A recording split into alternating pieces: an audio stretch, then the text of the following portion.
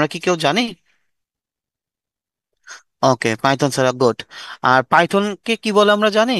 Python itself বা কি, মানে পাইথনকে কি বলি আমরা? যদি কেউ লিখে দিই আমরা পাইথনটা কি, বা মুখে যদি বলতে চাই যে আমি যে সেশনের নাম দিলাম পাইথন উইথ মেশিন লার্নিং, এখানে পাইথনটা আসলে কি, আমরা কি কেউ জানি? Programming language. প্রোগ্রামিং ল্যাঙ্গুয়েজ, আচ্ছা। তাহলে আসি আসলে প্রোগ্রামিং ল্যাঙ্গুয়েজটা আসলে কি, দেখেন। আমরা আমরা নর্মালি কথা বলি, তাই না? আমাদের কথাগুলোকে আমরা কম্পিউটারকে বোঝাইতে পারবো? আমরা যেভাবে মানে বলি, অবশ্যই পারবো না, তাই না? সো, বা আমি যদি ধরেন যে বাইরে গেলাম, হইতে পারে জার্মানি বা ফ্রেঞ্চ গেলেন, আপনার বাংলা ল্যাঙ্গুয়েজে কিন্তু বুঝবে না কেউ, তাই না? সো আপনার যদি একজন ফ্রেঞ্চম্যানকে তা আপনার মনের ভাব প্রকাশ করতে হয়, তাহলে হয় ওই ফ্রেঞ্চম্যানকে বাংলা জানতে হবে, অথবা আপনাকে ফ্রেঞ্চ জানতে হবে, তাই না?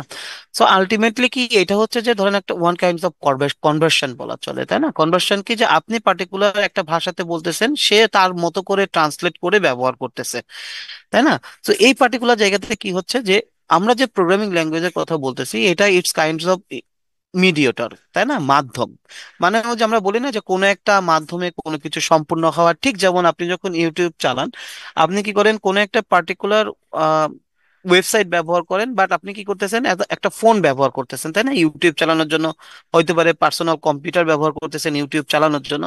সো এই যে আমরা মিডিয়েটর হিসেবে কোনো কিছুকে ব্যবহার করতেছি, ঠিক আছে, এইগুলোকে আমরা কি বলি, ধরুন যে মিডিয়েটর। বাট আমরা যখন পার্টিকুলার কোনো একটা সিস্টেম বা অ্যাপ্লিকেশন বিল্ড আপের জন্য এরকম কোনো মিডিয়েটর ব্যবহার করি, তখন আমরা সেগুলোকে আসলে বলি কি, প্রোগ্রামিং ল্যাঙ্গুয়েজ। তাহলে প্রোগ্রামিং ল্যাঙ্গুয়েজ হচ্ছে মূলত ধরেন আমার যে মনের ভাষা, আমার মনের ভাষা বা আমার মনের অভিব্যক্তিকে আমি কম্পিউটারাইজড কোনো একটা সিস্টেমকে বোঝাবো, বা কম্পিউটারাইজড কোনো একটা মডেল বা সিস্টেম, বলেন সিস্টেমই বলি, ডেভেলপ করার জন্য আসলে কি করব, যে আমার মনের ভাষাটাকে যেন সে কনভার্ট করে ব্যবহার করতে পারে বা বোঝাইতে পারে। সেই জন্য আসলে কি বিভিন্ন ধরনের প্রোগ্রামিং ল্যাঙ্গুয়েজ আসলে উদ্ভব হয়েছে, এবং এই এতগুলো প্রোগ্রামিং ল্যাঙ্গুয়েজের মধ্যে আসলে পাইথন একটা। এখন কথা হচ্ছে যে পাইথন ছাড়াও তো মেশিন লার্নিং অন্যান্য প্রোগ্রামিং ল্যাঙ্গুয়েজ দিয়ে করা যায়, তাহলে আমি কেন আসলে পাইথন ব্যবহার করে করব? পাইথন ব্যবহার করার সব থেকে বড় অ্যাডভান্টেজ হচ্ছে পাইথন প্রোগ্রামিং ল্যাঙ্গুয়েজটা খুব ইউজার ফ্রেন্ডলি, ঠিক আছে, খুব ইউজার ফ্রেন্ডলি। এখন আমি আসলে কেন ইউজার ফ্রেন্ডলি বলতেছি, এইটার সিনট্যাক্সের কারণে। কি সিনট্যাক্স? সিনট্যাক্স বলতে আমরা কি বুঝি, যেমন আমরা ভাষায় যে ভাষায় কথা বলতেছি, ঠিক আছে, আমার ভাষাগুলা বোঝানোর জন্য, যেমন আমি বলি না যে আমি একটু পরে খেতে যাব, তাই না, বা একটু পরে হয়তো দেখা যাচ্ছে আমি পড়তে বসবো, তো এই ভাষাগুলো যখন আমি পাইথনে বোঝাইতে যাই, পাইথনের এই জন্য আমি যে ধরনের সিনট্যাক্স ব্যবহার করি, এই সিনট্যাক্স গুলো পাইথনে অন্যান্য প্রোগ্রামিং ল্যাঙ্গুয়েজের থেকে ইজি। কেন ইজি? কারণ এইখানে আমাদের বিভিন্ন ধরনের লাইব্রেরি সাপোর্ট পাওয়া যায়। কি সাপোর্ট পাওয়া যায় বলেন? Built in different kinds of library support পাওয়া যায়। আমার লেখাটা হয়তো খারাপ হইতে পারে, একটু কাইন্ডলি একটু ইগনোর করেন এগুলা। তারপরে হচ্ছে এটার huge number of community support. কি, যে বর্তমানে পাইথনের community is one of the best, মানে one of the best all over the world. কেন? কারণ হচ্ছে ওপেন এআই এর কথা যদি আমরা শুনে থাকি, আমরা সবাই মোটামুটি হয়তো চ্যাট জিপিটি এখন ব্যবহার করি আমাদের প্রয়োজনীয় কাজে। তো চ্যাট জিপিটির যে প্রতিষ্ঠাতা কোম্পানি সেটা হচ্ছে ওপেন এআই। এছাড়াও ফেসবুক, তারপর হচ্ছে আমাদের যে নেটফ্লিক্স, বিভিন্ন ধরনের আলিবাবা বা এই ধরনের বিভিন্ন ধরনের বড় বড় প্রতিষ্ঠান, তাদের যে সার্ভিসেস আছে, তাদের সেই সার্ভিসেসে বিভিন্ন ধরনের চ্যাটবট সিস্টেম আসলে জেনারেট করে রাখছে, যাতে করে কি তারা কাস্টমারের যে মানে ইয়াটা নিডেডটা আছে, সেই কাস্টমারের নিডেডটা যেন তারা খুব ইজিলি বুঝতে পারে বিভিন্ন টাইপের কনভারসেশনের মাধ্যমে, ঠিক আছে। এবং এই যে যে বটগুলা বা চ্যাটবট গুলা তারা জেনারেট করে রাখছে, সবকিছুই আসলে পাইথন বেসড।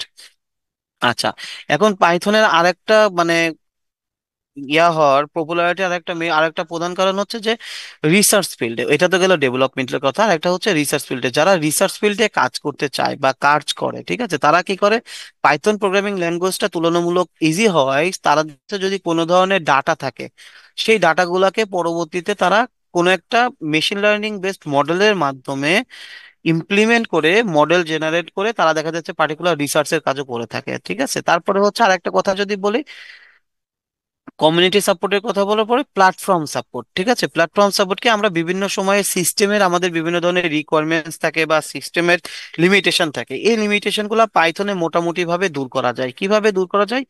আমাদের বিভিন্ন ধরনের একটা প্ল্যাটফর্ম আছে যেটার নাম হচ্ছে ক্যাগল। এই ক্যাগলে যদি যান, আপনি আপনার পার্টিকুলার প্রবলেম লিখে যদি সার্চ করেন, তাহলে এইখানে আপনার দেখা যাচ্ছে যে পসিবল যত ধরনের সলিউশনস আছে যেগুলো আসলে অন্যদের দ্বারা আসলে সলভ করা, ঠিক আছে, ওই সলভিং যে বিষয়গুলো সবকিছু আসলে আপনার কাছে অ্যাজ আ সাজেশন হিসাবে আসে। তো আলটিমেটলি কিন্তু আমাদেরকে কোড না করলেও হয়, তাই না? বাট আমাদেরকে কি করা লাগে, কোডটা অপটিমাইজ করা লাগে, অথবা আমাদের কোডটাকে রিফার্নিশ করা লাগে। এখন কথা হচ্ছে যে আপনি কোডটা যখন অপটিমাইজ করতে যাবেন বা রিফার্নিশ করে আপনার পার্টিকুলার কাজে ব্যবহার করতে যাবেন, তখন কিন্তু আপনার পাইথন উইথ মেশিন লার্নিং বা পার্টিকুলার একটা মডেলের বিষয়ে পর্যাপ্ত পরিমাণ ধারণা থাকা লাগবে, তাই না? তো আমরা আসি। তো এখন কথা হচ্ছে যে আমি কে বা এই বিষয়ে আপনাদের সঙ্গে কথা বলতেছি, যদিও আমাদের পর মানে আগে যে স্যার কথা বলেছেন উনি আমার নামটা বলেছেন সজীব সাহা। আমি সজীব সাহা কথা বলছি। কাজ করছি as a faculty member creative IT ইনস্টিটিউটে মেশিন লার্নিং নিয়ে। আমার স্পেশালাইজড এরিয়া হচ্ছে আমি মেশিন লার্নিং এ অনেকদিন যাবত কাজ করি, ঠিক আছে। বর্তমানে আমি কাজ করছি হচ্ছে আপনার, একটু আগে আমি একটা উদাহরণ দিলাম যে নেটফ্লিক্সে আমাদের মধ্যে যে ছবিগুলো আসে বা ভিডিওগুলো আসে এটা কেমন ভাবে আসে, এটাকে মেশিন লার্নিং এর ভাষায় বলে রিকমেন্ডেশন সিস্টেম। বর্তমানে আমি রিকমেন্ডেশন সিস্টেম নিয়ে কাজ করছি রিসার্চ ব্যাকগ্রাউন্ডে। এছাড়াও আমি কম্পিউটার ভিশন, ঠিক আছে, ডিপ লার্নিং এবং আমাদের যে একাডেমিক রিসার্চের কথা আমি বললাম, একাডেমিক রিসার্চে আসলে কাজ করি, হ্যাঁ। আর এর পাশাপাশি আমি ক্রিয়েটিভিটিতে কাজ করার পাশাপাশি আমি হচ্ছে কানাডা টরন্টো মেট্রোপলিটন ইউনিভার্সিটিতে ভেক্টর ল্যাব নামে একটা ল্যাব আছে, ঠিক আছে, সেই ল্যাবে as a research assistant particular মানে বাংলাদেশ থেকে আসলে কাজ করি, হ্যাঁ। সো আমরা যদি কথা বলি যে এই যে আমাদের আজকে মেশিন লার্নিং এর পুরো যে সেমিনারের বিষয়বস্তু, আসলে মেশিন লার্নিংটা কেন আমাদের জন্য ইম্পর্টেন্ট, ঠিক আছে। সো এটা হাই ডিমান্ড অফ স্কিলস, আমি একবারে সবগুলা বলবো। অটোমেশন অ্যান্ড ইফিসিয়েন্সি, নতুন নতুন টেকনোলজির আবিষ্কার যেগুলোকে আমরা এমার্জিং টেকনোলজিস বলতেছি। ডাটা ড্রাইভেন ডিসিশন মেক করতে পারে, দ্যাটস ওয়াই প্রবলেম সলভ করতে পারে, আর হচ্ছে এন্টারপ্রেনিয়রশিপের জন্য। আচ্ছা, এখন আমরা যদি হাই ডিমান্ডস অফ স্কিলের কথা বলি, সাপোজ ধরেন আমি এই যে ডাটার একটা এক্সাম্পল আপনাদেরকে দিলাম যে বিভিন্ন প্রতিষ্ঠান থেকে আসলে এখন ডাটা জেনারেট হচ্ছে, তারা সেই ডাটাগুলোকে স্টোর করে ওই ডাটাগুলো থেকে মিনিংফুল ইনফরমেশন বের করতে পারে যেন তাদের বিজনেসটাকে তারা গ্রো করতে পারে। এখন কথা হচ্ছে সিম্পল একটা স্ট্যাটিক্স যদি ধরে নেই, 2004 সালে যখন ফেসবুক আসে ইউজারের সংখ্যা কত ছিল, 2025-এ এখন ফেসবুকের ইউজারের সংখ্যা কত। ফেসবুক যে বিভিন্ন ধরনের চেঞ্জেস গুলা আনে বিভিন্ন সময়ে, কেন আনে বা কি কারণেই আনতেছে, দেখবেন যে মাঝে মাঝে ফেসবুক কি করে, বিভিন্ন ধরনের সার্ভে দেয়। অনেকে সার্ভে গুলো আমরা পূরণ করি, অনেকে আমরা সার্ভে গুলা পূরণ করি না। তো তারা কি করে, পার্টিকুলারলি ওই সার্ভের এগেনস্টে বা ওই সার্ভের ওপর বেস করে তারা তাদের সাইটে বা তারা তাদের ওই যে বলি ফেসবুক আর্টস বলে একটা ওয়েবসাইট, এই ফেসবুকের এই ওয়েবসাইটে তারা বিভিন্ন ধরনের চেঞ্জেস আসলে নিয়ে আসে, তাই না? তাহলে এই যে তারা নিয়ে আসলো, কেন নিয়ে আসলো, কারণ হচ্ছে কি, যে তারা যেন তাদের কাস্টমারকে আরো বেশি ভালো সার্ভিস দিতে পারে, হ্যাঁ। এখন এই যে যে ভালো সার্ভিস তারা দিতে পারতেছে, কার এগেনস্টে দিতে পারতেছে, তারা ওই সার্ভের ডাটার এগেনস্টে। এখন এই সার্ভে ডাটাগুলো অ্যানালাইসিস করতেছে কারা, সার্ভে ডাটাগুলো অ্যানালাইসিস করতেছে যে আপনাদের মধ্যে থেকে যারা ডাটা সায়েন্টিস্ট, এমএল ইঞ্জিনিয়ার বা এই টাইপের কাজগুলো করবেন আসলে তারা। এখন যেহেতু এই ডাটার সংখ্যা বাড়তেছে দিন দিন পৃথিবীতে, ডাটার সংখ্যা কি কমার কোনো চান্স আছে? আমাকে কেউ একজন বলেন, ইয়েস অথবা নো, যে আমাদের এই যে যে বিভিন্ন ওয়েবসাইট আছে, এই বিভিন্ন ওয়েবসাইটে সংখ্যা কি কখনো কমার চান্স আছে? এবং তাইলে এই ডাটা সাইজও কখনো কমবে না। সো ডাটা সাইজ যেহেতু বাড়বে, সো এইটার ডিমান্ড আসলে আর কখনোই কমবে না, এইটার ডিমান্ড আসলে আরো বাড়বে। এবং ধারণা করা হয় হচ্ছে 2030 সালের মধ্যে, যদি আমি মার্কেট অ্যানালাইসিস হয়তো দেখাবো না, 2030 সালের মধ্যে এই পাইথন উইথ মেশিন লার্নিং এর ডিমান্ড শুধুমাত্র ইউরোপীয় ইউনিয়ন, আমেরিকা এবং কানাডা, ঠিক আছে, এই পার্টিকুলার জায়গাগুলোতে 30 মিলিয়ন অফ জব রোল আসলে নতুন করে ক্রিয়েট হবে, যারা শুধুমাত্র এই ডাটা নিয়ে কাজ করবে, ঠিক আছে। তারপরে বলতেছে অটোমেশন এন্ড ইফিসিয়েন্সির কথা, কেন আসলে এটার কথা আসতেছে, সাপোজ আমরা যদি একটা পার্টিকুলার কাজ করি, তাই না? তো আমাদের এই পার্টিকুলার কাজ কতটা ইফেক্টিভ ওয়েতে করতেছি আমি, ঠিক আছে, এটা কিন্তু আমাকে জানা লাগে বা বোঝা লাগে। সাপোজ আপনি চ্যাট জিপিটি ব্যবহার করেন, চ্যাট জিপিটির কাছে প্রম্পট দিলেন যে ভাই ঠিক আছে তুমি আমাকে একটা ইকুয়েশন দিলেন যে এই মতটা সলভ করে দাও, চ্যাট জিপিটি আপনাকে রবীন্দ্রনাথের কবিতা লেখা শুরু করে দিল, তাই না? সো তাইলে আপনি কি করবেন না, যে আপনি ওই পার্টিকুলার চ্যাট জিপিটি তার ব্যবহার করবেন না। সো আমার কি হয় যে এই পার্টিকুলার আমরা যে কাজগুলা করি বা মডেলগুলা বিল্ড করি, যেখান থেকে আসলে আমরা ডিসিশন নিই যে আমার কি করা লাগবে, বা ফেসবুক বা মেটা ডিসিশন নিচ্ছে যে কি করা লাগবে, এই কাজগুলো আসলে কতটুকু ইফিসিয়েন্ট আকারে করতেছে আমাদেরকে সেটা মেজার করতে হয়। দেন আমরা একটা কথা বলতেছি অটোমেশনের কথা। সাপোজ ধরেন আপনি একটা কাজ করবেন, আমি আমি ভাত খাবো, ঠিক আছে, আমি ভাত খাবো, আমি প্রতিদিনই ভাত খাই। তো ধরেন একজনকে যদি বলতে হয় যে প্রতিদিন তুমি ভাত খাও, প্রতিদিন তুমি ভাত খাও, প্রতিদিন তুমি ভাত খাও। আরেকটা কাজ হচ্ছে যে কি, আমি ওকে একবার বলে রাখলাম যে ঠিক আছে ভাই, প্রতিদিন দুপুর 12টা বাজলে তুমি ভাত খাবা। তো আমার ইফিশিয়েন্ট কোনটা? ইফিশিয়েন্ট হচ্ছে কি, যে আমার পার্টিকুলার, আমি যে তাকে বলে দিচ্ছি যে ঠিক আছে তুমি প্রতিদিন 12টার সময় ভাত খাবার রেগুলার করে, শেষ, একবারের ইনস্ট্রাকশন শেষ। তো এই টাইপের কাজগুলোকে আসলে বলে হচ্ছে অটোমেশন আমাদের ভাষায়, ঠিক আছে? সো আপনি যখন কোন এক চ্যাট জিপিটি ব্যবহার করেন, প্রতিবারে কিন্তু আপনার কি করা লাগে না, আপনি যাই তার কাছে জাস্ট কোয়েরি চালান, সে আপনাকে এনে একটা কোয়েরি দিয়ে দেয়। তো চ্যাট জিপিটি কে আসলে এমন ভাবে রান করা, ঠিক আছে, বা এমন ভাবে আসলে বিল্ড করা যেন সে কি একটা অটোমেটেড ওয়েতে যেন রেজাল্ট জেনারেট করতে পারে, এবং এট এ টাইম কি মাল্টিপল ইউজার যেন ব্যবহার করতে পারে। এমার্জিং টেকনোলজির কথা, চ্যাট জিপিটির কথা বলতেছিলাম, এছাড়া আরো বিভিন্ন ধরনের টেকনোলজি আছে, যেমন টেসলার অটোনোমাস কার আছে, বিভিন্ন ধরনের রিকমেন্ডেশন সিস্টেম যেগুলো নিয়ে আলোচনা হয়েছে। তো যেহেতু এই টেকনোলজি গুলো এবং ইমার্জিং টেকনোলজি গুলা মার্কেটে আসতেছে দিন দিন নতুন নতুন ভাবে, তো পার্টিকুলারলি এই ফিল্ডে হচ্ছে কি আমাদের ভবিষ্যৎ আছে। এখন কথা হচ্ছে যে এই যে এমার্জিং টেকনোলজি গুলা, এই এমার্জিং টেকনোলজি গুলা থেকে আমরা আসলে কিভাবে এন্টারপ্রেনিউর হইতে পারবো, তাই না? দেখেন ভাই, কথা হচ্ছে যে আপনি যদি মানুষের সাধারণ জীবনে বা মানুষের প্রতিদিনের জীবনে কাজে লাগে এমন কিছু জেনারেট করতে পারেন। যেমন চ্যাট জিপিটি যখন প্রথম আসে, মানে বাংলাদেশে আসলো, বাংলাদেশে ইয়াটা শুরু হইলো বা রেগুলেশনটা শুরু হইলো 2020 সালে। তার আগে কিন্তু আসলে সবাই একটা হাইপ ক্রিয়েট করে দিল কি, যে সবার আসলে জব চলে যাবে বা এরকম কিছু হয়ে যাবে, হয়ে যাবে, এই হয়ে যাবে, সেই হয়ে যাবে। মাঝখানে ডেভিন এআই নামে একটা এআই আসলো, বললো যে অমুক হবে তমুক হবে। তারপরে ডিপসিক এআই আসলো, ডিপসিক এআই নিয়ে কি বলা হলো যে চ্যাট জিপিটি আর চলবে না। বাট চ্যাট জিপিটির কি মার্কেট ডাউন হয়েছে? না। হয়তো চ্যাট জিপিটি কি 1-2 দিনে সার্টেন অ্যামাউন্ট অফ একটা বিজনেস করতে, সেটা আসলে করতে পারে নাই। এখন কথা হচ্ছে যে এই যে ইমার্জিং টেকনোলজি গুলা, আপনি যদি কোনো একটা পার্টিকুলার প্রবলেম যেটা মানুষের রিয়েল লাইফ প্রবলেম গুলাকে সলভ করতে পারে, ঠিক আছে, সেটা যে কোনো ধরনের প্রবলেমই হোক, ঠিক আছে, মানুষের যে রিয়েল লাইফ প্রবলেম আছে সেগুলোকে সলভ করতে পারে, এবং সেটা যদি এআই বেসড কোনো একটা মডেল হয়, অ্যাজ আ এন্টারপ্রেনিয়র ভাই আপনিও কাজ করতে পারবেন, কোনো সমস্যা নাই। বাট আপনাকে প্রবলেমটা ফাইন্ড আউট করতে হবে।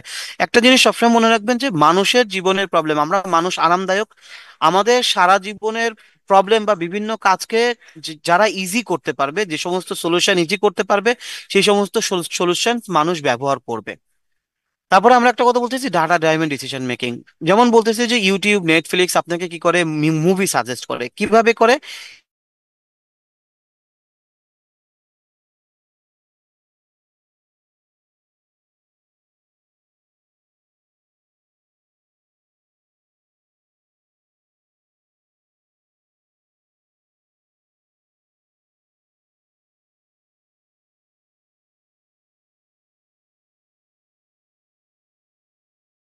Recording driven in decision making progress. বলে। প্রবলেম সলভিং এর কথা বলতেছি। প্রবলেম সলভিং কি, যে কোনো ধরনের প্রবলেম, সেটা যে কোনো কিছু বেসড হইতে পারে, ঠিক আছে, সেটাকে আসলে কি মেশিন লার্নিং এর মাধ্যমে সলভ করা যায়, যদি সেই পার্টিকুলার জায়গাতে কি থাকে, অ্যামাউন্ট অফ ডাটা থাকে আমাদের। এখন কথা হচ্ছে যে তাইলে আমি এই পার্টিকুলার ফিল্ডটাকে, যে আমি মেশিন লার্নিং বা এআই এর যে ফিল্ডটাকে, এইটাকে আমি কি কোনো পার্টিকুলার ডোমেইন বলবো, নাকি পার্টিকুলার কোনো ফিল্ড বলবো, না একটা প্রসেস বলবো? আমার কথায় যদি আমি সহজভাবে বলি, তাহলে মেশিন লার্নিং হচ্ছে পার্টিকুলার একটা process. It's not a domain, but একটা ডোমেইনও, বাট ডোমেইনের সঙ্গে সঙ্গে এটা একটা প্রসেসও। কেন প্রসেস বলতেছি? কারণ আপনার কাছে যদি রিয়েল টাইম প্রবলেম থাকে, সেটা হইতে পারে বিজনেস রিলেটেড, হইতে পারে অ্যাকাউন্টস রিলেটেড, হইতে পারে মেডিকেল রিলেটেড, হইতে পারে কম্পিউটার সায়েন্স রিলেটেড, যে কোনো কিছু। আপনার কাছে যে কোনো কিছুর এগেনস্টে যদি ডাটা থাকে, আপনি সেটা থেকে একটা স্মার্ট সলিউশন বা একটা স্মার্ট সিস্টেম জেনারেট করতে পারবেন। যেমন কিছু এক্সাম্পলের কথা যদি বলি, গাড়ি চালানোর জন্য বর্তমানে এআই ব্যবহার করা হচ্ছে, হইলো রোবট বানানো, রোবট বিভিন্ন ধরনের কাজের জন্য ব্যবহার করতেছে, করলো বিভিন্ন ধরনের মেডিকেল অ্যাসিস্ট্যান্সের জন্য এখন কি ব্যবহার করা হচ্ছে, বিভিন্ন ধরনের এআই বেসড মডেল ব্যবহার করা হচ্ছে। কি তারা ওইখান থেকে সিটি স্ক্যান করতেছে, সিটি স্ক্যান রিপোর্টটা আসলে এক্সামিন করতেছে, এক্স রে রিপোর্ট এক্সামিন করতেছে, ওষুধ প্রেসক্রাইব করতেছে, এক্সেট্রা এক্সেট্রা, ঠিক আছে? আমরা কি ইম্পর্টেন্সটা বুঝতে পেরেছি, যে মেশিন লার্নিং এর আলটিমেটলি যে ইম্পর্টেন্সটা আমাদের লাইফে আছে বা লিড করতেছে? জি, বোঝা যাচ্ছে। হ্যাঁ, এখন তাইলে কি আমরা বুঝতে পারতেছি যে এই মেশিন লার্নিংটা আসলে ফিজিক্স হোক, আপনি একজন ফিজিক্স স্টুডেন্ট হন, কেমিস্ট্রি হন, ম্যাথমেটিক্স হন, কি বাংলার স্টুডেন্ট হন, ইংলিশের স্টুডেন্ট হন, কোনো কিচ্ছু ম্যাটার করে না। জাস্ট আপনি আপনার ওই কাজটাতে আসলে মেশিন লার্নিং এর যে ইমপ্লিমেন্টেশনটা বা মেশিন লার্নিং এর যে অ্যাপ্লিকেশনটা, সেইটা জাস্ট আপনাকে বুঝতে হবে, বুঝে জাস্ট অ্যাপ্লাই করতে হবে, তাছাড়া কোনো কিছু না। আর রিসার্চ বেসড কাজের জন্য আসলে কোনো লিমিটেশন নাই। ঠিক আছে, যে কোনো জন্য যে কোনো কিছুর জন্য কাজ করা যায়। যেমন আপনি ইংলিশে কাজ করবেন, ইংলিশের আপনি লিঙ্গুইস্টিক নিয়ে কাজ করবেন, যে আপনি এমন একটা কাজ করবেন যেটা কি করবে, যে আপনাকে কেউ প্রম্পটে গিয়ে কি লিখে দিবে, একটা প্যারাগ্রাফ লিখবে, সেখান থেকে ও পার্টস অফ স্পিচ গুলো খুঁজে বের করে নিয়ে আসবে, অথবা ভার্ব গুলাকে খুঁজে বের করে নিয়ে আসবে। যদি সে বানান ভুল করে, বানান গুলাকে সে কারেকশন করবে। সেম ভাবে বাংলার জন্য হইতে পারে। ঠিক আছে। ওকে, আমরা নেক্সটে যাই। তাহলে আসলে এই যে আমরা কথা বলতেছি, এআই নিয়ে কথা বলতেছি, এই আর্টিফিশিয়াল ইন্টেলিজেন্স মূলত বিষয়টা কি? আমি কোনো বুকিশ কোনো কিছুতে যাচ্ছি না, নর্মাল একটা সিম্পল একটা এক্সাম্পল দিচ্ছি। সাপোজ আর্টিফিশিয়াল ইন্টেলিজেন্সকে আমরা বাংলায় বলি কৃত্রিম বুদ্ধিমত্তা, তাই না? তো বাংলায় যে কৃত্রিম বুদ্ধিমত্তার কথা বলতেছি, সেটা হচ্ছে কি, তাহলে আমরা বুদ্ধির সাথে তুলনা করতেছি। এখন বুদ্ধি কার আছে? মানুষের আছে, গরু ছাগলের আছে, সবারই আছে মোটামুটি বুদ্ধি, তাই না? সবাই ভালো খারাপ মোটামুটি বুঝে। এখন কথা হচ্ছে যে এই যে ধরেন আমি মানুষের বুদ্ধির কথা যদি বলিস, তো মানুষ হচ্ছে কি সৃষ্টির সেরা জীব, তাই না? এবং সব থেকে বেশি বুদ্ধি বা বিবেক বুদ্ধির অধিকারী। তো এখন কথা হচ্ছে যে এই যে মানুষের বিবেক বুদ্ধি বা চিন্তা চেতনা, এই চিন্তা চেতনাটা যদি আমি কোনো একটা কম্পিউটারাইজড সিস্টেমের মধ্যে ইমপ্লিমেন্ট করতে পারি, সেটাকেই আমরা বলবো এআই বা আর্টিফিশিয়াল ইন্টেলিজেন্স। সেটা হইতে পারে কোনো একটা রোবট, হইতে পারে আমার কোনো একটা পার্টিকুলার ওই যে চ্যাট জিপিটির মতো মডেল, অথবা যে কোনো কিছু।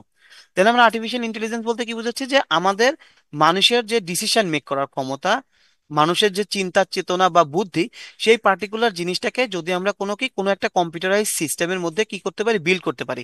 কেন আমি কম্পিউটারাইজ সিস্টেমের কথা বলতেছি? কারণ দেখেন, যে আপনি যখন কোনো কিছু বিল্ড করতে যাবেন, আপনাকে কোনো একটা কিছুকে কিন্তু শেখাইতে হবে, হ্যাঁ। এখন এই শেখানোর জন্য বেস্ট হয়ে হচ্ছে কম্পিউটার সায়েন্স, এবং কম্পিউটার সায়েন্সের বিভিন্ন ধরনের কি প্রোগ্রামিং ল্যাঙ্গুয়েজ। যেহেতু এই প্রোগ্রামিং ল্যাঙ্গুয়েজ গুলো আমরা কি বিভিন্ন ধরনের কম্পিউটারাইজ সিস্টেমেই লিখি বা কম্পিউটারে লিখি, যার জন্য আমি কম্পিউটারাইজ সিস্টেম বলতেছি। সো কোনো একটা কম্পিউটারাইজ সিস্টেমকে মানুষের যে চিন্তা চেতনা, বিবেক বুদ্ধি বা ডিসিশন নেওয়ার ক্ষমতা, এই ক্ষমতাকে কোনো একটা সিস্টেমের মধ্যে ইনবিল্ড করে তার মধ্যে ওইরকম কি ডিসিশন মেক করার ক্ষমতাটাকে জেনারেট করাটাই হচ্ছে আলটিমেটলি এআই। হ্যাঁ। এবং এটার আসলে কোনো লিমিটেশনস নাই। তাহলে এটার যদি অ্যাপ্লিকেশনের কথা আমরা প্রিভিয়াসলি আলোচনা করে ফেলছি, ঠিক আছে। তো রিকমেন্ডেশন সিস্টেম কিভাবে কাজ করতেছে বলেছি, বাট রিকমেন্ডেশনের সিস্টেমের কাজটা আরো হিউজ আছে। সাপোজ ধরেন আমরা দুইজন ইউজার আছি, হ্যাঁ। আমি আছি, এবং আমি এখান থেকে একজন র্যান্ডম গাই ধরে নিচ্ছি, কি সেটা হচ্ছে নির্জন, লাস্টে যে কথা মানে আছেন সাকিব উল আলম নির্জন। তো সাপোজ আমি একটা মুভি দেখেছি, মুভিটা একটা বাংলা মুভি, নির্জনও সেই বাংলা মুভিটা দেখেছেন। ঠিক আছে।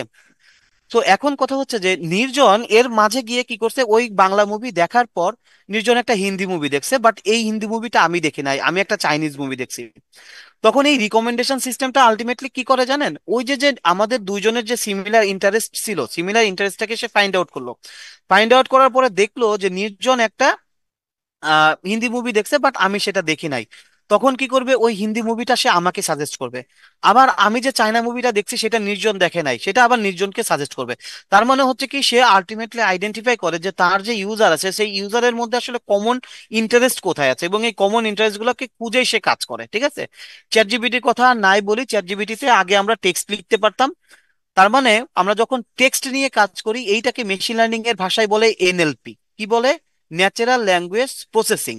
ঠিক আছে। এখন এই ন্যাচারাল ল্যাঙ্গুয়েজ প্রসেসিং যে কোনো ধরনের ল্যাঙ্গুয়েজ হতে পারে, বাংলা হতে পারে, ইংরেজি হতে পারে, ফ্রেঞ্চ হতে পারে, যে কোনো কিছু হতে পারে।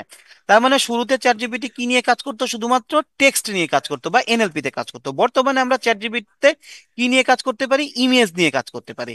ইমেজ নিয়ে যে কাজগুলা হয়, সেগুলাকে বলা হয় হচ্ছে কম্পিউটার ভিশনের কাজ। কি বলা হয়? Computer vision. তার মানে আমরা বুঝতে পারতেছি কি, বর্তমানে চ্যাট জিপিটি এর মধ্যে এনএলপিরও ব্যবহার করা হয়েছে, আবার কম্পিউটার ভিশনেরও ব্যবহার করা হয়েছে। তার মানে আমরা যখন ইমেজ নিয়ে কাজ করব, তখন সেটাকে এনএলপি বলবো, যখন ইমেজ নিয়ে কাজ করবো, তখন সেটাকে কম্পিউটার ভিশন বলবো। সেটা হইতে পারে নর্মাল ইমেজ অথবা ভিডিও। আবার যখন আমরা টেক্সট নিয়ে কাজ করব, সেটাকে বলবো আমরা ন্যাচারাল ল্যাঙ্গুয়েজ প্রসেসিং বা এনএলপি। এছাড়াও আমরা চ্যাট জিপিটিতে কি দিতে পারি, ভয়েস দিতে পারি। কি দিতে পারি? ভয়েস দিতে পারি, যে পার্টিকুলার জিনিসটাকে আসলে বলা হয় সিগন্যাল প্রসেসিং, কারণ ভয়েসটা তো আমার সিগন্যাল হিসেবে যায়। ঠিক আছে। সো বা ডিজিটাল সিগন্যাল বলতে পারেন, ডিজিটাল সিগন্যাল প্রসেসিং। তারপর আমরা একটা কথা কি বলতেছি, টেসলার অটোনোমাস কার। টেসলার অটোনোমাস কারও একটা কি, আমরা যে আসলে এআই মডেল পড়ি, সেই একটা এআই মডেল, যেটা আসলে কি করে, তার সামনে দেখা যাচ্ছে হয়তো বা কোনো একটা ক্যামেরা থাকতে পারে, সে র্যান্ডমলি কি করে, ক্যামেরা থেকে ছবি পিক করে বা ক্যামেরার মাধ্যমে ছবি ওঠায়, এবং সেগুলোকে খুব শর্ট টাইমে অ্যানালাইসিস করে আসলে ডিসিশন মেক করে। এখন কথা হচ্ছে যে আপনি তো তাইলে এআই বলতেছেন, আসলে মেশিন লার্নিং বিষয়টা কি? মেশিন লার্নিং হচ্ছে দেখেন পার্টিকুলারলি ওই যে ডিসিশন মেক করলো যে কোন মুভিটা সাজেস্ট করবে, ঠিক আছে, বা চ্যাট জিপিটি যে এনালাইসিস করে এনে দিচ্ছে যে আমার ওই পার্টিকুলার কোয়েরি এগেনস্টে সে আমাকে কি ধরনের রেজাল্ট দিবে, এই যে পুরো যে সামগ্রিক যে কাজ করা, ঠিক আছে, এই সামগ্রিক কাজটা করা হয় আসলে মেশিন লার্নিং এর মাধ্যমে। তো মেশিন লার্নিং কি পার্টিকুলারলি আপনি যে মানে সিস্টেমটা ডিজাইন করতে চাচ্ছেন সেই সিস্টেমের মধ্যে যে ইন্টেলিজেন্টটা আপনি ক্রিয়েট করতেছেন, ওই ইন্টেলিজেন্টটা ক্রিয়েট করবেন আপনি কার মাধ্যমে? আপনার তো কোনো একটা মিডিয়েটর লাগবে, তাই না? সেই মিডিয়েটরটাই হচ্ছে মূলত মেশিন লার্নিং। ঠিক আছে, আমি যদি সিম্পলি মেশিন লার্নিং এবং আর্টিফিশিয়াল ইন্টেলিজেন্সের মধ্যে একটা ডিফারেন্সের কথা বললি, সিম্পল ডিফারেন্স, সেটা হচ্ছে যে এআই হচ্ছে মূলত একটা সিস্টেম, একটা প্রপার স্মার্ট সিস্টেম। আর মেশিন লার্নিং হচ্ছে কি, যে ওই পার্টিকুলার প্রপার স্মার্ট সিস্টেমটার মধ্যে এআই মানে কৃত্রিম বুদ্ধিমত্তা অ্যাচিভ করার জন্য আপনি যে পার্টিকুলার টার্মটা ব্যবহার করছেন সেটাই আসলে মেশিন লার্নিং। তাহলে মেশিন লার্নিং এর যদি আমি পার্টিকুলার কোনো ডেফিনেশনে বা সংজ্ঞায় যাই, সেটা হচ্ছে মেশিন লার্নিং হচ্ছে আর্টিফিশিয়াল ইন্টেলিজেন্সের একটা সাব ফিল্ড, যেখানে আপনার মেশিন পার্টিকুলার কিছু ডাটা থাকবে, সেই ডাটার এগেনস্টে শিখবে। সে ডাটার এগেনস্টে কি কিভাবে শিখবে? ডাটার প্যাটার্ন গুলাকে অ্যানালাইসিস করবে, ডাটার প্যাটার্ন গুলাকে অ্যানালাইসিস করে বুঝবে এবং সেম কাইন্ড অফ নতুন ডাটার উপরে পারফর্ম করবে। তাহলে সেম কাইন্ড অফ নতুন ডাটা বলতে কি বোঝাচ্ছি? সাপোজ আপনার হাইট 5 ফিট, আপনার ওয়েট 100 কেজি, ঠিক আছে, আপনি ছেলে না মেয়ে সে আইডেন্টিফাই করলো আপনি মেল।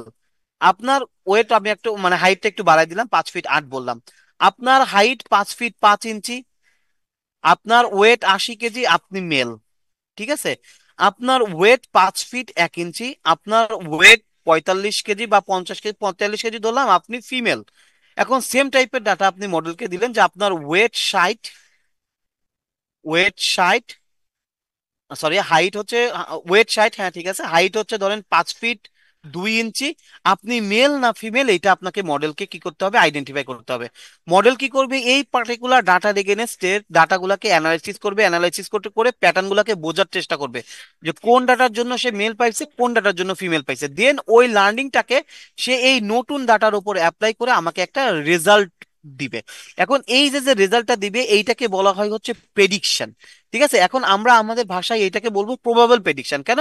কারণ আমার মডেল যে প্রেডিকশন দিবে ওখানে অবশ্যই সেখানে একটা আনসার্টেনিটি থাকবে, তাই না? এখন কথা হচ্ছে যে ভাই আপনি এত কঠিন ভাষায় বোঝাচ্ছেন, আমরা কি তাইলে আসলে পারবো কিনা, তাই না, যে আমরা আমাদের কাজগুলোতে এটা ব্যবহার করতে পারবো কিনা, এত এত কঠিন বিষয়। কথা হচ্ছে পৃথিবীতে সবকিছুই কঠিন যদি না আমি সেই বিষয়টাকে জানি। সাপোজ ধরেন ছোটবেলায় এই যে বিষয়টা স্বরে অ, স্বরে আ, এমন কেউ আছেন যে একবারের দেখায় একবারের পড়ায় এই দুইটা মানে জানছিলেন? এমন কেউ আছেন আপনাদের মধ্যে? আমি একটু দেখতে চাই। বা আপনারা ভয়েসও বলতে পারেন। আছেন এমন কেউ? আমি কি আছি এই সেশনে নাকি আপনারাও আছেন? হ্যালো। ওকে, একজন বলেছেন। আমি সবার অ্যান্সার চাই, দেখি তো কতজন আমরা অ্যান্সার করি, সেশনে কতজন আছে বোঝা যাবে। ওকে, তো দেখেন এইটা কিন্তু আমাদের একটা অধ্যবসায় ছিল ছোটবেলায়, তাই না? আমি বারবার পড়েছিলাম, যার কারণে কিন্তু এই বিষয়টাকে শিখেছিলাম, তাই না? সাপোজ টুতে যখন বানান পড়েছিলাম, এ ক এক, এইটা ছিল আমাদের জন্য পৃথিবীতে সব থেকে বেশি প্যাথেটিক, কারণ আমাদেরকে তখন ক্লাস 2-তে বানান করে পড়তে হতো। এখন তো বাচ্চারা অনেক আগেই পড়াশোনা শেখে বা অনেক আগেই করে। তো আমরা যখন নতুন কোনো একটা পার্টিকুলার বিষয় শিখবো বা নতুন কোনো পার্টিকুলার বিষয় জানবো, না জানা পর্যন্ত আমাদের কাছে সেটা খুব কঠিন। বাট জানার পরে আমাদের কাছে সবকিছু কি আলটিমেটলি সহজই হয়। তার মানে কি, যে আমাদের আলটিমেটলি কি করতে হবে? যে আমরা না জেনে যে ভয়ের মধ্যে আছি, এই ভয়টাকে জয় করার জন্য হলে কি হবে? ভেতরে ঢুকতে হবে। দেখবেন যে ভেতরে ঢুকলে আমরা পার্টিকুলার সব বিষয়টাকে কি করতে পারবো? অ্যাচিভ করতে পারবো এবং সবকিছু আমাদের কাছে কি একটা ইজি বিষয় হিসেবে ধরা দিবে। হ্যাঁ, বাট আলটিমেটলি আমরা যতক্ষণ পর্যন্ত না জানবো ততক্ষণ পর্যন্ত আলটিমেটলি সব বিষয় আমাদের কাছে কঠিন। এটাতে তো আমার সঙ্গে সবাই একমত, তাই না? হুম, এমন কেউ আছেন যে আমার সঙ্গে দ্বিমত আছেন? না। ওকে, তো এখন কথা হচ্ছে তাহলে একটা মেশিন লার্নিং মডেল কাজ করে কিভাবে? দেখেন আমরা একটা ডাটার কথা বলতেছিলাম, তাই না, যে তার কাছে ডাটা থাকবে, সে কি করবে? নতুন ডাটার উপর অ্যাপ্লাই করবে। এখন দেখেন আমি বলতেছিলাম আমি মেশিনকে যে টাইপের ডাটা দিয়ে মানে প্রেডিক্ট করার ট্রাই করতেছিলাম, আমার ডাটার ক্যাটাগরি কিন্তু সেম ছিল। তো ধরেন আমার কাছে যে ডাটাটা আছে সেটাকে যদি আমি ভাগ করি, দুইটা ভাগ করি, একটা ডাটা দিয়ে আমি মডেলকে ট্রেন করাই এবং আমার আরেকটা ডাটা দিয়ে আমি মডেলকে টেস্ট করাই। কেন আসলে এই ট্রেন টেস্টের বিষয় আসলো? আমরা ছোটবেলায় শিখতাম, শিখে পরীক্ষা দিতাম, পরীক্ষায় ফেল করলে মায়ের বাড়ি থেকে মারও খাইতাম, আবার কি ফিরে মানে স্কুলে পরীক্ষাও দিতে হইতো, তাই না? তো এখানে তো আপনি আর মেশিনকে মারতে পারবেন না। সো কি করবেন, আপনি যখন একটা মডেল প্রিপেয়ার করবেন বা একটা মেশিনের মধ্যে ধরেন কোনো একটা কিছু যে বিল্ড করলেন, এখন সেটা কি করলেন, পার্টিকুলার আমরা বলতেছিলাম কোনো ডাটার এগেনস্টে আমরা করি, তাই না? তো এই যে যে ডাটার এগেনস্টে আমি একটা পার্টিকুলার বিষয়টাকে বা পার্টিকুলার এমএল কে মানে মেশিন লার্নিং কে যে আমি শেখাচ্ছি, এইটাকে এই ভাষায় বলা হয় হচ্ছে কি ট্রেনিং। হ্যাঁ। এখন আপনার মডেল আসলে কতটুকু ভালো শিখলো, ভালো শেখার পর আমরা ছোটবেলায় কি করতাম, পরীক্ষা দিতাম, পরীক্ষা দিয়ে কি রেজাল্টের উপর বেস করতো যে আমার মডেলটা কতটুকু ভালো, মানে আমি কতটুকু ভালো ছাত্র কতটুকু খারাপ ছাত্র। সেই মডেলের ক্ষেত্রে যে মডেলকে আপনি কি করলেন, প্রথমে পড়াইলেন কোন একটা ডাটা দিয়ে, এখন কি করলেন, ওকে পরীক্ষা নিলেন, কি করে নিবো, ওর একটা পরীক্ষা নিব যে ও কতটুকু ভালো করতে পারে। এইটাকে এর ভাষায় বলা হয় হচ্ছে কি ইভালুয়েশন। তার মানে আমি একটা মডেল বানাবো, মডেলকে কি করব, ইভালুয়েট করবো যে আমার মডেলটা আসলে কতটুকু ভালো পারফর্ম করতেছে। তো এখন কথা হচ্ছে যে আপনি ধরেন মডেলকে শেখাইলেন, ওই যে আমি হাইট আর ওয়েটের ডাটা দিয়ে বোঝাইলাম, হাইট ওয়েট এবং মেল ফিমেল দিয়ে শেখাইলেন, আপনি যদি তাকে অন্য টাইপের ডাটা দেন সে কিন্তু আসলে বুঝতে পারবে না। আপনাকে টেস্ট করার সময় কি করতে হবে, ওই হাইট ওয়েটের ডাটাই দিতে হবে, হয়তো আপনার ডাটার ভ্যালু কি থাকতে পারে, চেঞ্জ থাকতে পারে। তো এই জন্য আমরা কি করি যে আমাদের কাছে পার্টিকুলার যে ডাটাটা থাকে সেটাকে আমরা দুইটা ভাগ করি, একটা ভাগ দিয়ে মডেলকে ট্রেন করাই আর একটা ভাগ দিয়ে মডেলকে টেস্ট করাই। ঠিক আছে? তো এই যে ট্রেইনের ডাটাগুলো থাকে, এই ট্রেইনের ডাটাগুলো দেন আমরা যে মডেলটা বিল্ড করি, যেটাকে আমরা আসলে আর্টিফিশিয়াল ব্রেন বলতে পারি অথবা আমাদের মেশিন লার্নিং এর মডেল বলে আমরা, ঠিক আছে? সেই মডেলের মধ্যে দিয়ে ট্রেন করাইলাম, ট্রেন করানোর পরে কি হলো, দেখা যাচ্ছে যে আমি পার্টিকুলার টেস্টের জন্য তাকে নতুন ডাটা দিলাম, সে আমাকে কি করলো, একটা পার্টিকুলার রেজাল্ট প্রেডিকশন করে দিল। হ্যাঁ। এখন এই পার্টিকুলার কাজটা এই ভিজুয়ালাইজেশনে আরো ভালো বুঝতে পারবেন। আমার কাছে কি আছে, number of mango, number of jackfruit আছে। আমি কি করতেছি, এই দেখা যাচ্ছে জ্যাকফ্রুট এবং ম্যাঙ্গো দিয়ে আমার মডেলটাকে আমি ট্রেন করাইলাম এবং আমি যখন টেস্ট করছি, টেস্টে আমি একটা জ্যাকফ্রুট দিছি। তাইলে দেখেন এইখানে কিন্তু আমার ডাটা কিন্তু সেম না, but same type of data. এবং কি করলো সে, পার্টিকুলার আমি যখন তাকে টেস্টের জন্য ডাটা দিছি, সে ওই মডেলটার উপর অ্যানালাইসিস করে আমাকে সে একটা আউটপুট জেনারেট করে দিল যে হ্যাঁ এটা একটা জ্যাকফ্রুট। তো মেশিন লার্নিং মডেলটা আসলে এইভাবেই কাজ করে যে আপনি প্রথমে এখানে ট্রেনিং করান, ট্রেনিং করানোর পরে আপনি দেখেন কতটুকু ভালো ট্রেন হয়েছে, তারপরে আপনি কি করেন, টেস্টের যে ডাটা থাকে টেস্ট ডাটা দিয়ে ওইটারে আপনি টেস্ট করেন যে আপনার মডেল কতটুকু ভালো টেস্ট বা পরীক্ষায় আসলে কতটুকু ভালো করতেছে। এবং পরীক্ষায় যদি সে ভালো না করে তখন আমরা তাকে আবার শেখাই, আর যদি ভালো করে তাইলে আমরা পার্টিকুলার যখন রেজাল্ট পাই যাই দেন আমাদের মতো করে আমরা কাজ করি। হ্যাঁ। এখন কথা হচ্ছে যে এখানে সিম্পল একটা কি আছে, ওই যে আমি যে মানে ইসের কথা বলতেছিলাম, ডিফারেন্সিয়েশনের কথা বলতেছিলাম মেশিন লার্নিং এবং এআই এর মধ্যে, এটা হচ্ছে কি ব্রোডার কনসেপ্ট যেটা মেশিনকে স্মার্ট করে, আর এটা হচ্ছে কি একটা টুল যেটা ওই আর্টিফিশিয়াল ইন্টেলিজেন্স বা কৃত্রিম বুদ্ধিটা মধ্যটাকে অ্যাচিভ করতে ব্যবহার করা হয়। তাহলে আর্টিফিশিয়াল ইন্টেলিজেন্স এবং মেশিন লার্নিং এর মধ্যে ডিফারেন্সটা কি বোঝা গেছে? আমরা কি ডিফারেন্সটা বুঝতে পারছি? কি মনে হয় আপনাদের? হ্যালো? হ্যালো? জি, বোঝা যাচ্ছে। হ্যাঁ, আমি আমি চেষ্টা করছি আসলে যাতে সেশনটা ইন্টারেক্টিভ হয়, কারণ আপনারা যদি একটু রেসপন্স করেন তাহলে আমার জন্য ভালো হবে। হ্যাঁ। আচ্ছা, তাইলে আমাদের শুরুতে যদি আমাদের আসলে মেশিন লার্নিং এবং এআই নিয়ে মানে এমএল এবং এআই নিয়ে যদি আমাদের হয়তো অনেকের অনেক ধারণা ছিল, আমরা মোটামুটি আমাদের এখন একটু ধারণাটা ক্লিয়ার হয়েছে না যে আমরা দুইটা দিয়ে আসলে কি বোঝাই? জি, আচ্ছা, দুইটা কিন্তু আসলে একই, হ্যাঁ, বাট আর্টিফিশিয়াল ইন্টেলিজেন্সের একটা সাবফিল্ড হচ্ছে কি এমএল। তো আমরা যদি এই পার্টিকুলার জিনিসটা দেখি, দেখেন এই পার্টিকুলার জিনিসটাতে আমরা বলছি কি আর্টিফিশিয়াল ইন্টেলিজেন্স। এই আর্টিফিশিয়াল ইন্টেলিজেন্সটা মূলত হচ্ছে তিনটা সাবজেক্টকে ফলো করে। হ্যাঁ। কম্পিউটার সায়েন্স, স্ট্যাটিস্টিক্স এবং ম্যাথমেটিক্স। তার মানে আমরা যদি পার্টিকুলারলি কেউ এই ফিল্ডে কাজ করতে চাই, আমাকে এই তিনটা সাবজেক্ট সম্পর্কে নলেজ রাখতেই হবে। এখন এই তিনটার সাথে পার্টিকুলারলি আরেকটা ফিল্ড নতুন আসে, সেটা হচ্ছে যে আপনি যে ফিল্ডে কাজ করেন, আপনার যে ডোমেইন আছে, সেই ডোমেইন সেটা হইতে পারে সফটওয়্যার ডেভেলপমেন্ট, হইতে পারে আপনি ডাক্তার, হইতে পারে আপনি ব্যবসায়ী, যে কোনো কিছু। এখন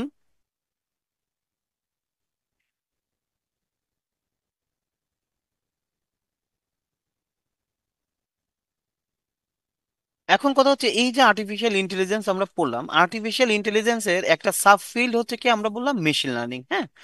এবং এই মেশিন লার্নিং যে আছে, মেশিন লার্নিং এর মধ্যে আবার এক ভাগ আছে, ঠিক আছে? এই মেশিন লার্নিং এর মধ্যে দুইটা ভাগ আছে, একটা হচ্ছে একটাকে বলে আমরা স্ট্যাটিস্টিক্যাল মেশিন লার্নিং বা ট্র্যাডিশনাল মেশিন লার্নিং, আর একটাকে বলি ডিপ লার্নিং। এখন এই দুইটা মিলেই কিন্তু আসলে মেশিন লার্নিং, হ্যাঁ। এখন এই যে যে ডিপ লার্নিং, এই ডিপ লার্নিং এর মধ্যে আবার কি কি আছে? কম্পিউটার ভিশন, যেখানে আমরা ইমেজ নিয়ে কাজ করি; ন্যাচারাল ল্যাঙ্গুয়েজ প্রসেসিং, যেখানে আমরা টেক্সট নিয়ে কাজ করি; বিভিন্ন ধরনের এক্সপ্লেনেবল এআই আছে; সেলফ সুপারভাইজড লার্নিং আছে; রিইনফোর্সমেন্ট লার্নিং আছে; এবং জেনারেটিভ এআই আছে। এই সবগুলো হচ্ছে আলটিমেটলি কি ডিপ লার্নিং এর মধ্যে আছে। বাট আলটিমেটলি তাহলে সবই কি কিন্তু মেশিন লার্নিং এর এক একটা পার্ট। তার মানে হচ্ছে কি যে আমাকে যদি যেতে হয়, ধাপে ধাপে যেতে হবে। আমাকে প্রথমে কি করতে হবে, এই মেশিন লার্নিং এর যে স্ট্যাটিস্টিক্যাল বেসড যে মেশিন লার্নিং আছে সেটা খুব ভালোভাবে শিখতে হবে, তারপর আমার ডিপ লার্নিং এর মধ্যে যেতে হবে। এখন কথা হচ্ছে যে তাহলে এবার এত বড় যদি ফিল্ড হয়, আমি কাভার করবো কবে, আমি জব মার্কেটে যাব কবে, বা আমি প্রিপেয়ারই হবো কবে? কথা হচ্ছে যে আপনি তো আর সবকিছু শিখে যাবেন না। আপনি পার্টিকুলারলি স্ট্যাটিস্টিক্যাল মেশিন লার্নিংটা শেষ করলে এবং কম্পিউটার ভিশন এবং এনএলপির ওপর যদি একটা ভালো গ্র্যাব রাখেন, ভালো একটু নলেজ রাখেন, তাহলে আপনি অ্যাজ আ ফ্রেশার মার্কেটে এন্ড করতে পারবেন। এন্ড করে দেখা যাচ্ছে যে কাজ করতে পারবেন, সেটা হইতে পারে বিভিন্ন ধরনের ফ্রিল্যান্সিং কাজ, অথবা দেখা যাচ্ছে যে বিভিন্ন ধরনের কোম্পানিতে যেতে পারবেন অ্যাজ আ, হইতে পারে ইউনিভার্সিটিতে চাকরি করলে রিসার্চ অ্যাসিস্ট্যান্ট, বা বিভিন্ন কোম্পানিতে হইলে কি জুনিয়র এমএল ইঞ্জিনিয়ার, অথবা এমএল ইন্টার্ন হইতে পারে, বা জুনিয়র ডাটা সায়েন্টিস্ট হইতে পারে, ডাটা সায়েন্টিস্টের ইন্টার্ন হইতে পারে, যে কোনো ধরনের কোনো কিছু হইতে পারে। এখন আমাদের বর্তমান বাংলাদেশে একটা টার্ম খুব প্রচলিত আছে, সেটা হচ্ছে ডাটা অ্যানালিটিক্স। হ্যাঁ, আমরা হয়তো অনেকেই ডাটা অ্যানালিটিক্স বা ডাটা অ্যানালাইসিস এর বিষয়ে পড়াশোনা করছি, বা অনেকে হয়তো জানি যেটাকে আসলে বিজনেস অ্যানালিটিক্সও বলে। তো এই যে মেশিন লার্নিং, ডিপ লার্নিং, এই পার্টিকুলার বিষয়গুলো শেখার সঙ্গে ডাটা অ্যানালিটিক্স শিখলে যে পুরো যে হাইব্রিড ফিল্ডটা ক্রিয়েট হয়, সেটাকে আসলে বলে ডাটা সায়েন্স। এখন এই ডাটা সায়েন্সটা কি? ডাটা সায়েন্স হচ্ছে মূলত আপনি যখন ডাটাগুলোকে নিয়ে ডিজিটালি কাজ করবেন, সেটা যে কোনো ধরনের কাজ, আপনি ডাটাগুলোকে নিয়ে যখন ডিজিটালি কাজ করবেন, ডাটাগুলোকে ডিজিটালি হ্যান্ডেল করবেন, সেটাকে আসলে মূলত ডাটা সায়েন্স বলা হয়। এখন আমাদের বাংলাদেশের জন্য ডাটা সায়েন্সের যেটা, সেটা একটু ডিফারেন্স। সেটা হচ্ছে কি যে আমরা নর্মালি ডাটাগুলোকে নিয়ে বিভিন্ন ধরনের ভিজুয়ালাইজেশন টুল আছে, যেমন পাওয়ার বিআই, ট্যাবলো, এইগুলো নিয়ে কাজ করলে আমরা ডাটা সায়েন্টিস্ট বলে দিই।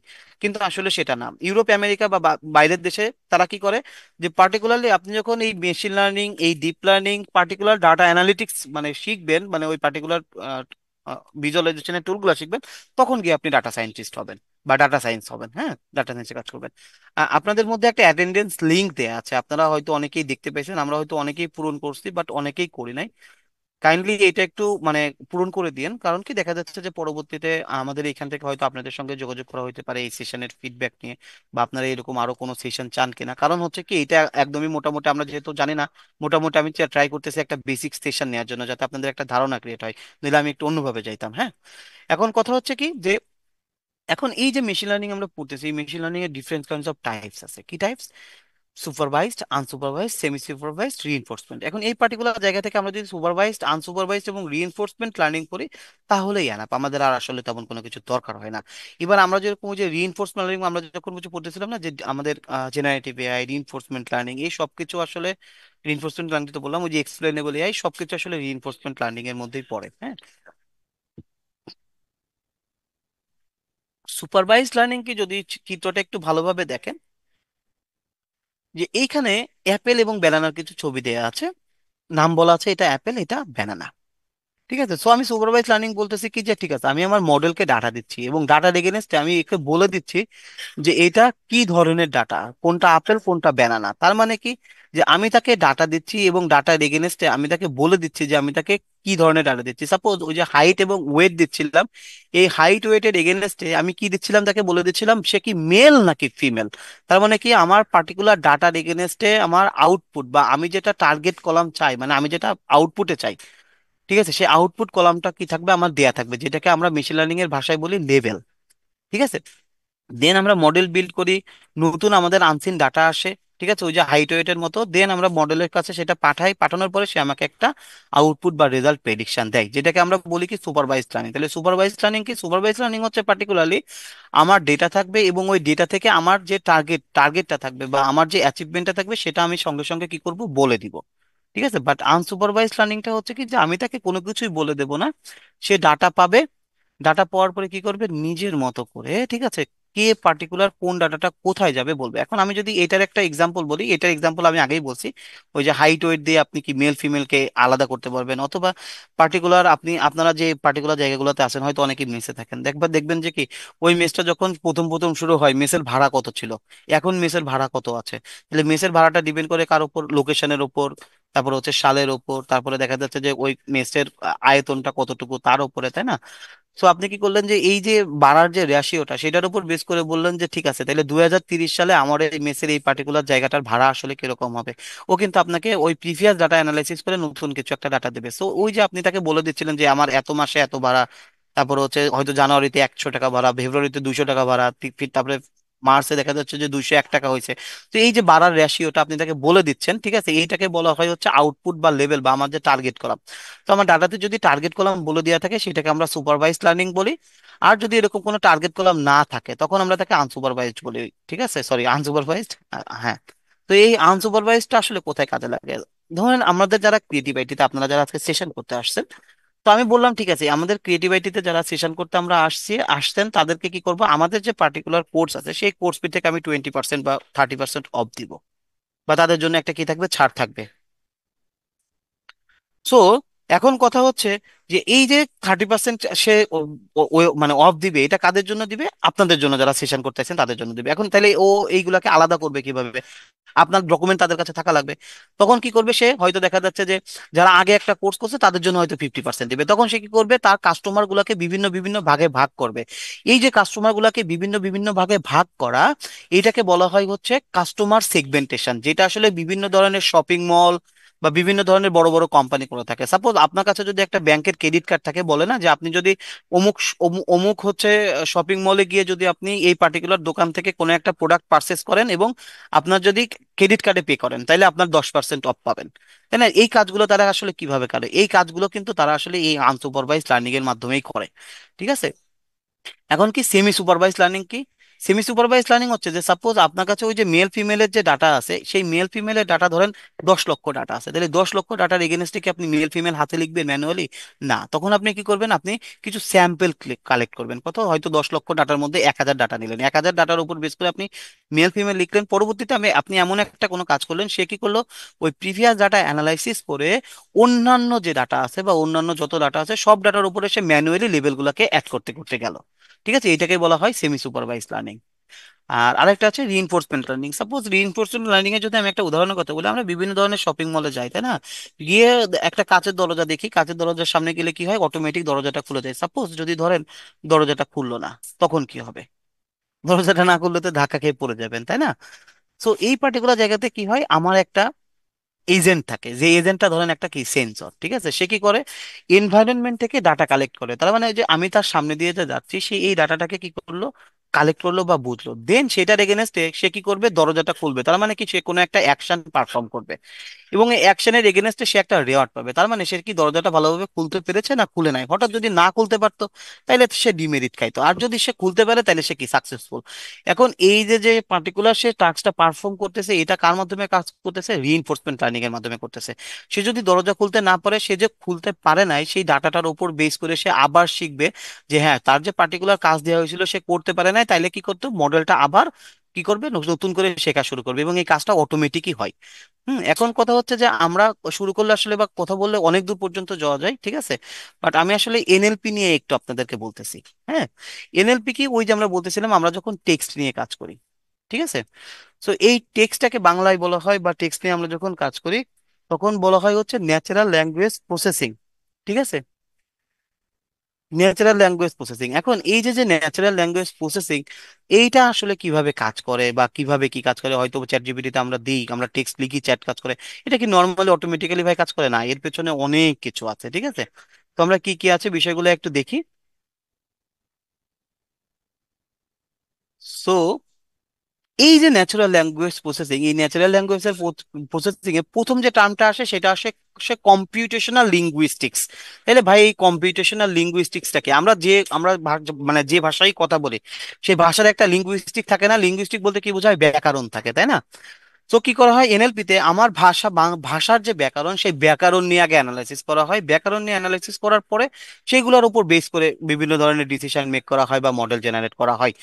এখন এই যে আমার ভাষার যে বিভিন্ন ধরনের লিঙ্গুইস্টিক্স আছে, সেইটা কি করা হয় কম্পিউটার সায়েন্সের সঙ্গে অ্যাড করা হয়। মানে কম্পিউটার সায়েন্সের মাধ্যমে কিভাবে অ্যাড করা হয়, ওইগুলাকে কোডে রিপ্রেজেন্ট করা হয়। এবং এই যে কম্পিউটার সায়েন্স প্লাস আমার যে ভাষা, এই ভাষাটাকে একসঙ্গে আমরা বলতেছি কি কম্পিউটেশনাল লিঙ্গুইস্টিক্স। এই কম্পিউটেশনাল লিঙ্গুইস্টিক্স কি করতেছে, কম্পিউটার সায়েন্স প্লাস লিঙ্গুইস্টিক্স এর যে থিওরি আছে এই দুইটাকে একসঙ্গে করে কি বলতেছি আমি, সেটাকে লিঙ্গুইস্টিক থিওরি জেনারেট করে সে কাজ করে। এখন এই লিঙ্গুইস্টিক থিওরি থেকে হয় আমাদের বিভিন্ন ধরনের এমএল বা মেশিন লার্নিং এর মডেল থাকে, যেই পার্টিকুলার জায়গাগুলোতে আমরা কি করি, আমাদের ভাষার যে জ্ঞান, সেই ভাষার জ্ঞানটাকে অ্যাপ্লাই করে নতুন নতুন সলিউশন বা নতুন নতুন জিনিস আসলে বানাই। ঠিক আছে। এখন তাহলে একটা পার্টিকুলার মেশিন লার্নিং মডেল কিভাবে কাজ করে, আমাদের পার্টিকুলার ডাটা সেট থাকে। এখন আমাদের কাছে যখন ডাটা সেট থাকে, সাপোজ আপনি থিঙ্ক করেন যে আপনি একটা মডেল বানাবেন যেখান থেকে আপনি ফেসবুকের ডাটা নিয়ে কাজ করবেন বা ফেসবুকের ডাটাগুলোকে অ্যানালাইসিস করে বলবেন যে হ্যাঁ এই পার্টিকুলার প্রোডাক্টটা কি ভালো না পার্টিকুলার প্রোডাক্টটা খারাপ। কথা হচ্ছে যে অনেকের কমেন্টস পাবেন, অনেকের কমেন্টস এর মধ্যে কি থাকবে, দাড়ি থাকবে, কমা থাকবে, ফুল স্টপ থাকবে, বিভিন্ন ধরনের ইমোজিস থাকবে, অথবা আদার্স কোনো কিছু থাকতে পারে, বাংলিশ ওয়ার্ড থাকতে পারে বা যে কোনো কিছু থাকতে পারে। তারপর আপনি কাজ করবেন শুধু বাংলা ওয়ার্ড নিয়ে, তাইলে সেখানে তো আপনার বাংলিশ ওয়ার্ডের কোনো কাজ নাই বা ইংলিশ ওয়ার্ডের কোনো কাজ নাই, আপনাকে সেগুলো কি করতে হয়, বাদ দিতে হয়, বিভিন্ন ধরনের ইমোজিস বাদ দিতে হয়। অথবা আমরা এই যে যে আমি কথা বলতেছি, আমি বিভিন্ন জায়গাতে অথবা ব্যবহার করতেছি, কিন্তু ব্যবহার করতেছি, এবং ব্যবহার করতেছি, এই কাজগুলো আমার মডেলের জন্য বা মেশিনের জন্য আসলে খুব বেশি ইফেক্টিভ না। ঠিক আছে, বা তাকে বোঝানোর জন্য কি ইম্পর্টেন্ট না। সো এইগুলাকে আমাদের কি করতে হয়, বাদ দিতে হয়। যে কাজগুলো করা কোথায় করা হয়, ডাটা ক্লিনিং এর পর্যায়ে করা হয়। তারপরে কি করতে হয় আমাদের, ফিচার ইঞ্জিনিয়ারিং কি কথা কি বলতেছি, সাপোজ আমার কাছে যে এখন যে র টেক্সটটা আছে, আমার মেশিন কি টেক্সট বুঝতে পারে? কি মনে হয় আপনাদের, মেশিন কি টেক্সট বুঝতে পারে বলেন? না। সো আমাদেরকে কি করতে হয়, সেগুলোকে নাম্বারে দিতে হয়। কেন? কারণ সে কি নাম্বার নিয়ে, মানে সে ম্যাথমেটিক্যাল ইকুয়েশন গুলা জানে। তো এই টেক্সট গুলাকে পরবর্তীতে আমি যে নাম্বারে কনভার্ট করতেছি, যেটাকে আসলে মেশিন লার্নিং এর ভাষায় ভেক্টর বলা হয়, যদিও সেই গুলাকে বলা হয় ফিচার ইঞ্জিনিয়ারিং। তারপরে ওই ডাটাটাকে আমি দুইটা ভাগে ভাগ করি, একটা পোর্শন কি থাকে ট্রেইন ডাটা, আর একটা কি থাকে টেস্ট ডাটা। টেস্ট ডাটাকে আমি ধরেন নিউ ডাটা বললাম। এই ট্রেইন ডাটাকে কি করলাম, আমি বিভিন্ন টাইপের আমার যে মেশিন লার্নিং অ্যালগোরিদম আছে, সেই মেশিন লার্নিং অ্যালগোরিদমের মাধ্যমে আমি কি করলাম, একটা মডেলকে ট্রেন করলাম, কি করে, এই ডাটাগুলাকে দিয়ে। দেন আমি কি করলাম, এই যে ডাটা, আমি যে মেশিন লার্নিং মডেলটা আমি বিল্ড করলাম, এই মেশিন লার্নিং মডেলটাকে আমি নতুন যে ডাটা আছে সেই নতুন ডাটাটাকে দিয়ে কি করলাম, টেস্ট করলাম। টেস্ট করার পরে সেখান থেকে আমার কি হইলো, সেখান থেকে একটা ইভালুয়েশন রেজাল্ট আসলো।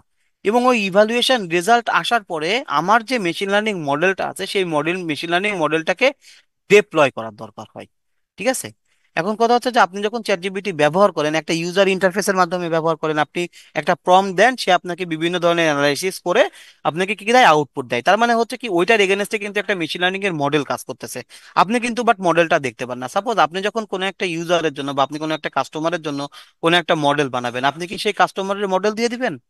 দিয়ে তো দেবেন না, তাই না? তাহলে তারা কি করবেন, আপনি এমন কোন একটা সিস্টেম বানাই দিবেন, সে কি করতে পারবে, ইউজার ইন্টারফেস হোক বা যার কারণে হোক, সে ওইটাকে দেখতে পারবে ভিজুয়ালি, এবং দেখে কি করতে পারবে, কাজ করতে পারবে। এবং যেটা আমরা আমাদের এই পার্টিকুলার কোর্সে দেখাই। ঠিক আছে, যে একটা মেশিন লার্নিং মডেলকে আমরা কিভাবে একটা ওয়েব ইন্টারফেস বা একটা ওয়েবসাইটের সঙ্গে আসলে কানেক্ট করি। হ্যাঁ।